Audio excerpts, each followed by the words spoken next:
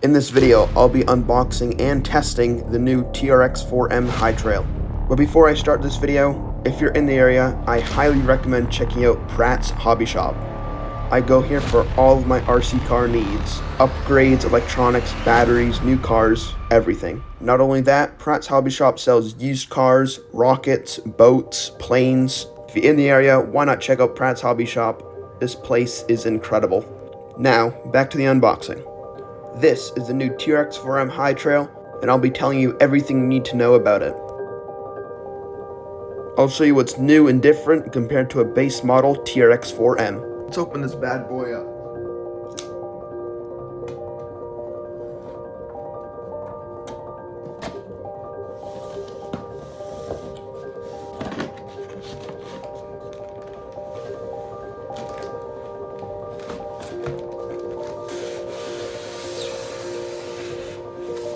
Here it is. Obviously, this is the car. It's right there. So you got your little battery pack, 750 milliamp 2S LiPo, your controller, so boom. And you also got your battery charger.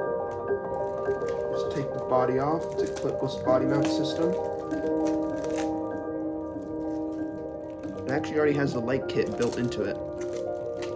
With this crawler, the tires are a lot bigger, has more ground clearance, it's wider, and it got rid of the lights on the bumper and replaced them into the body.